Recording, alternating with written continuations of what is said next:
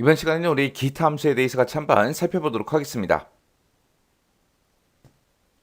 우리 기타 함수요. 기타 함수라는 거는 우리가 앞에서 배웠던 배열 수식 있죠? 그리고 찾기 참조 함수도 있고 논리 함수도 있습니다. 이런 데서 이제 배웠던 그런 함수를 제외한 나머지 함수들을 이용해서 우리가 수식을 작성하는 그런 문제가 우리 기타 함수요. 이 기타 함수는 이제 보통 이제 매번 이제 출제된다고 생각하시면 돼요. 보통 이제 한 문제씩 그렇게 이제 출제가 되는데 그때 이제 배점은 6점이고요. 부분 점수는 없습니다. 이 기타 함수에서 나오는 함수들이 지금처럼 이런 이제 함수들이 있어요. 자, 요 함수들 좀 같이 한번 살펴보자고요. 여기 보게 되면 이제 sum product라는 요 함수가 있습니다. sum product는 프로덕트가 이제 곱하는 거고 sum이 이제 합을 구해주는 거죠. 그래서 배열 1하고 배열 2하고 이렇게 이제 따로따로 우리가 지정을 했을 때 그것들의 개별 요소들끼리 싹 다 일단은 먼저 곱해요. 각각 곱한 그 결과를 모두 더한 값을 반환해 줍니다.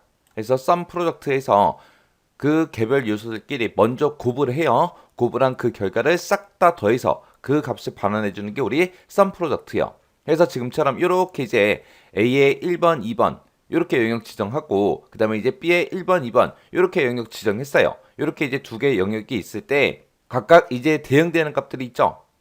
그래서 A의 1번하고 B의 1번 그 값을 곱하고 A의 2번, B의 2번 그 값을 곱합니다. 이 두 개 값을 서로 곱한 다음에 그 곱의 곱한 값의 합계를 반환해 주는 게 우리 sum product라는 요 함수요.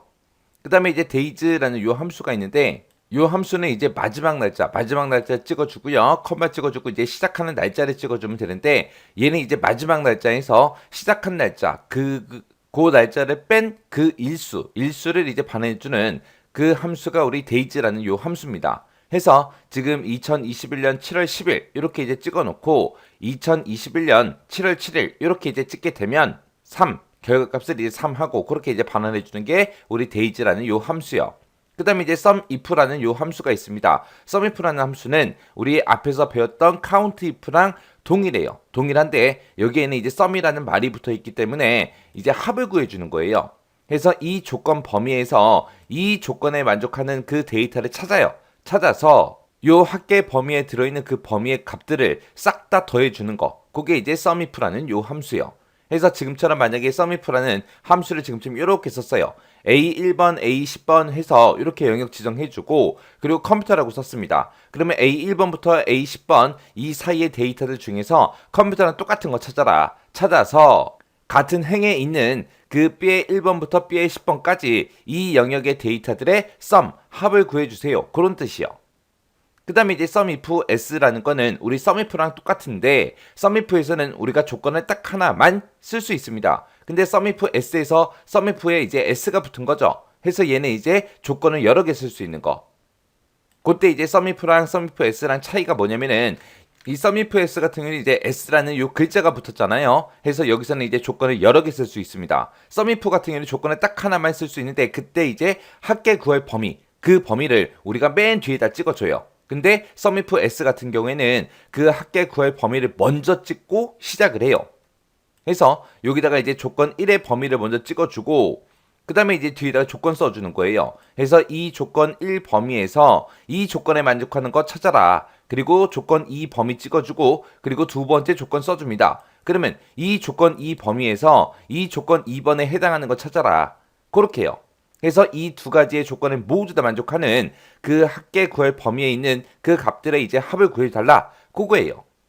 그렇게 해서 이제 sumif하고 sumif s 같은 경우는 합계 구할 범위가 앞에 나오냐 아니면 뒤에 나오냐 그 차이예요. 그리고 sumif는 조건을 딱 하나만 쓸 수 있다. sumif s는 이제 조건을 여러 개 쓸 수 있더라. 그래서 지금처럼 sumif s라고 쓰고 지금 C의 1번부터 C의 10번 하고 이렇게 잡았죠. 얘가 이제 합계 구할 그 범위예요. 이곳에 들어있는 그 값들의 합을 구해달라 그건데 그때 이제 첫 번째 조건은 A 1번부터 시작해서 A 10번 그 영역에서 컴퓨터랑 똑같은 거 찾아라. 그 다음에 이제 B의 1번부터 시작해서 B의 10번 이 영역에서 1급이랑 똑같은 거 찾아라. 그래서 이 두 개의 조건을 모두 다 만족하는 그 데이터들의 C의 1번부터 시작해서 C의 10번 그 영역의 값들의 합을 구해주세요. 그겁니다. 해서 썸이프하고 썸이프 S 같은 경우는 합계 구할 그 범위를 앞에다 쓰냐 뒤에다 쓰냐 그 차이가 있기 때문에 이거 형식 정확하게 기억하셔야 돼요. 그 다음에 이제 mid라는 함수요. mid라는 함수는 여기 앞에다가 이제 텍스트를 찍어주고 이 텍스트에서 몇 번째 위치부터 시작해서 몇 개를 데이터를 갖다 주세요. 그겁니다. 그래서 지금처럼 이렇게 A, B, C, D, E라고 찍어놓고 3,2라고 쓰게 되면 이 데이터들 중에서 A, B, C, D, E 중에서 세 번째 위치부터 시작해서 세 번째 위치 그럼 C죠. C부터 시작해서 몇 개를 갖다 달라? 2개를 갖다 주세요. 그거예요. 해서 C부터 시작해서 2개 그럼 C하고 D죠. 해서 C, D 그 값을 이제 반환해 줍니다. 그때 이 mid라는 요 함수도 mid, left, right 그 세 개가 친구거든요. 이 함수 자체가 함수 이름이 텍스트 함수예요. 텍스트 함수. 해서 이 mid라는 함수로 뭔가 데이터를 추출해내면 그것도 전부 다 뭘로 가지고 온다? 텍스트, 문자 형태로 가지고 오더라. 그 다음에 이제 workday라는 요 함수가 있습니다. 얘는 이제 시작 날짜에다가 일수를 찍어주고요. 그 뒤에다가 이제 휴일 날짜를 찍어주면 돼요. 그러면 이 시작 날짜에서 우리가 이제 일을 할 때 주 5일 근무하잖아요. 그리고 빨간 날은 다 쉬잖아요. 그래서 주말하고 휴일 날짜, 주말하고 여기서 내가 정해놓은 그 휴일 날짜를 제외한 이 일수만큼 지난 그 날짜를 반환해주는 게 우리 workday라는 요 함수입니다. 그래서 지금처럼 workday라고 이렇게 써놓고 2021년 5월 3일 이 날짜부터 시작해서 요 휴일 날짜 5월 5일을 제외하고 요 5일이 지난 그 날짜가 며칠이냐 그거 구해달라 그겁니다. 자, 그럼 요거는 이제 달력을 통해서 좀 보자고요. 자, 지금처럼 이렇게 이제 5월달 달력이 있을 때 여기서 이제 시작하는 날짜가 지금 5월 3일이죠. 5월 3일 그럼 여기서부터 시작해서 5일 지난 날을 구해주는데 그때 이제 휴일 날짜는 중간에 껴있는 게 5월 5일이다 그거요.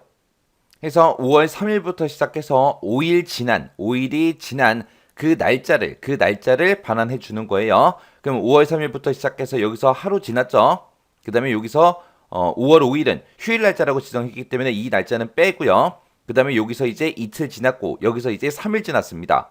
그리고 토요일하고 일요일은 원래 쉬는 날이니까 토요일하고 일요일은 빼버리고 그 다음에 이제 10일 5월 10일이 이제 네 번째 날짜죠. 4일 지난 날짜고 그 다음에 이제 5월 11일이 5일 지난 날짜요. 해서 이 5월 3일부터 시작해서 5일 지난 그 날짜는 5월 11일 그거다 해서 그렇게 이제 5월 11일을 반환해 줍니다. 요게 이제 workday라는 요 함수요. 그 다음에 이제 daverage라는 요 함수가 나왔습니다. 앞에다가 이제 전체 범위 찍어주고요. 그 다음에 이제 열번호 찍어주고 그 뒤에다가 이제 조건 범위만 우리가 잡아주면 돼요. 그래서 얘는 앞에 이제 d가 붙어 있죠. 해서 우리 d로 시작하는 그 함수들이 여러 개 있습니다. 뭐 day라는 이런 함수 말고요. 우리 뭐 daverage가 됐든 dsum이 됐든 dcount가 됐든 dcount a가 됐든 그렇게 이제 d로 시작하는 그런 함수들을 보고 우리가 데이터베이스 함수라고 그렇게 불러요. 이런 함수들은 사용하는 방법이 다 똑같습니다. dsum이나 daverage나 dcount나 dmax나 dmin이나 어떤 함수가 됐든 사용법은 전부 다 이렇게 해서 이제 생겼어요. 그래서 얘는 이제 요 범위에서 우리 조건에 만족하는 이 뒤에다가 지정한 그 조건에 맞는 자료 중에서 특정 열에 있는 그 값에 daverage 평균 값을 반환해 달라 그겁니다. 그래서 기타 함수에서 시험 문제에 나왔던 그런 함수들이 지금처럼 이런 이제 함수들이 있어요. 자, 일단은 요 함수들 생김새 먼저 정확하게 여러분들이 알고 계셔야죠. 만약에 지금처럼 시험 문제에 이런 문제가 나는데 이런 함수 형식을 모르면 전혀 손을 댈 수가 없습니다. 그래서 일단 요 함수들의 형식 먼저 꼭 외우세요. 외우고 나서 강의 봐야 쉽게 알아볼 수 있습니다.